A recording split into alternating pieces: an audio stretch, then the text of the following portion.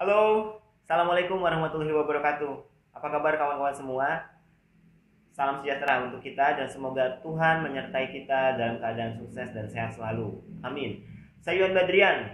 Dalam waktu yang sangat singkat ini, saya coba akan menjelaskan tentang bagaimana upaya peningkatan kinerja di lingkungan organisasi atau perusahaan kita. Nah, ini ada sebuah tema yang sangat penting. Untuk itu, saya berharap Anda bisa melihat video saya secara tuntas. Pastinya video pendek ini hanya sebagai jembatan informasi. Anda bisa mencari referensi lain untuk menambah hasanah pemikiran Anda. Dan sebelum dimulai, saya ingin bersahabat dengan please like and subscribe terlebih dahulu. Upaya peningkatan kinerja di lingkungan organisasi itu sebetulnya sangat ditentukan oleh satu hal. Ya, bagaimana terciptanya iklim organisasi yang kondusif di lingkungan perusahaan Anda itu dulu. Jadi sebelum kita jauh-jauh membahas tentang bagaimana caranya, saya ingin mengatakan dulu bagaimana satu hal tersebut, penciptaan iklim organisasi dalam lingkungan organisasi Anda. Apakah PKB-nya sudah dijalankan dengan betul? Apakah visi dan misi organisasinya juga sudah diketahui dan diimplementasikan oleh karyawan? Apakah core value perusahaan di sana juga sudah dipahami oleh karyawan-karyawan Anda? Kemudian 5S yang basic itu juga sudah bisa dijalankan, dan terpenting, apakah Anda sudah menjalankan safety system management di lingkungan perusahaan Anda? Itu dulu. Jika itu sudah, mari kita berlanjut kepada hal yang berikutnya lagi, yaitu bagaimana upaya training development yang Anda berikan terhadap karyawan-karyawan Anda. Nah, terutama karyawan Anda yang secara metrik kompetensi memang harus ditingkatkan. Apakah Anda sudah memiliki training need analisisnya? Apakah Anda sudah melihat return training investmentnya dan lain-lain yang sehubungan dengan training development? Dan apakah Anda sudah betul-betul memanage mereka dengan melihat metrik kompetensi yang sudah Anda? Karena banyak perusahaan yang hanya sekedar menyiapkan metrik kompetensi hanya untuk kepentingan audit semata. Padahal ini sangat penting sekali untuk upaya peningkatan kinerja. Next, setelah Anda memiliki sebuah program untuk training development terhadap karyawan-karyawan yang sehubungan dengan tadi ya, metrik kompetensinya, berarti Anda juga harus memiliki satu dukungan yang total untuk perkembangan mereka. Maksudnya apa? Banyak perusahaan yang menyusun training need analysis, tapi ketika karyawannya akan ditrainingkan itu tertahan dengan berbagai alasan.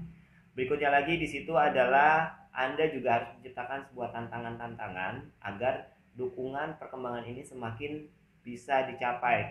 Tantangan apa? Entah itu dengan Kaizen, atau kita bisa memprovide hal-hal yang sangat menyenangkan buat mereka, yaitu komunitas dari hobi-hobi mereka. Ini juga sebetulnya sebuah dukungan agar kinerja bisa tercapai. Anda bisa baca penelitian bahwa komunitas yang sudah terbangun dalam lingkungan organisasi ternyata menciptakan sebuah teamwork yang baik, dan itu berdampak terhadap peningkatan kinerja.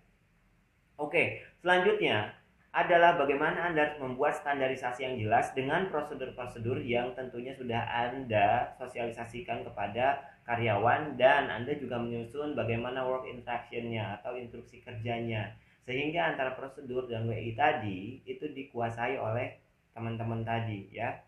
Oke, next adalah bagaimana Anda menciptakan sebuah dokumen kesepakatan, adanya dokumen kesepakatan dengan karyawan. Artinya di sini ada sebuah kontrak kerja, ada sebuah role and responsibility, peran dan tanggung jawab yang sudah sama-sama disepakati bersama. Ini. And then yang berikutnya lagi adalah bagaimana terakhir reward dan punishment yang harus diberikan kepada karyawannya. Nah, berhubungan dengan reward dan punishment ini, kawan-kawan bisa melihat bagaimana peningkatan reward punishment itu berarti berhubungan dengan motivasi, dan Anda bisa melihat bagaimana upaya memotivasi karyawan ini dalam video saya sebelumnya. Ya, silakan Anda klik video saya sebelumnya, itu berbicara tentang bagaimana memotivasi karyawan. Oke. Sebagai penutup, banyak orang yang berpendapat ketika kinerjanya baik, mereka berpendapat bahwa ini semata hanya untuk organisasi atau perusahaan. Bahkan tak jarang dari mereka merasa bersungut-sungut gitu ketika mereka sudah mendedikasikan yang baik tapi mendapatkan hal yang tidak sesuai dengan yang dia inginkan. Saya memberikan sebuah pemahaman ya. Yang pertama adalah tolong buka pikiran positif Anda ketika Anda sudah memberikan sebuah dedikasi yang baik dengan kinerja yang baik, Hal yang tak kalah penting sebetulnya adalah Anda miliki dalam diri Anda. Ya, apa itu hal yang penting tersebut? Yang pertama adalah ketika Anda sudah menunjukkan dedikasi yang baik, berarti Anda secara otomatis memiliki sebuah skill, knowledge, dan attitude yang baik juga di situ.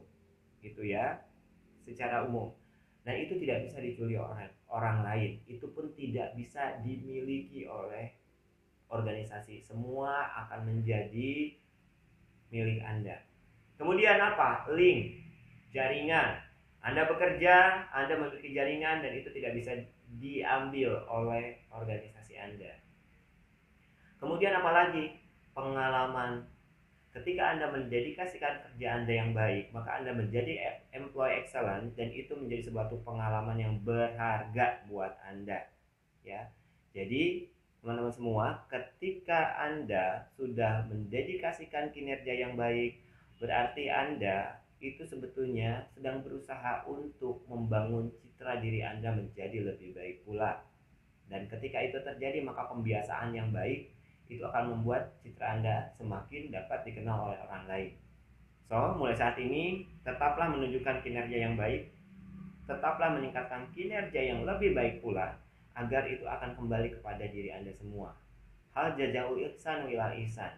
Tidak ada satu kebaikan pun di dunia ini kecuali akan dikembalikan dengan kebaikan pula, akan dibalas dengan kebaikan pula. Saya Iwan Badri yang undur diri. Terima kasih atas perhatian Anda. Mohon maaf kalaupun memang video ini tidak atau kurang berkenan buat Anda atau terlalu singkat. Kita ketemu di lain kesempatan dan saya Iwan Badri yang undur diri. Assalamualaikum warahmatullahi wabarakatuh. Sampai ketemu lagi.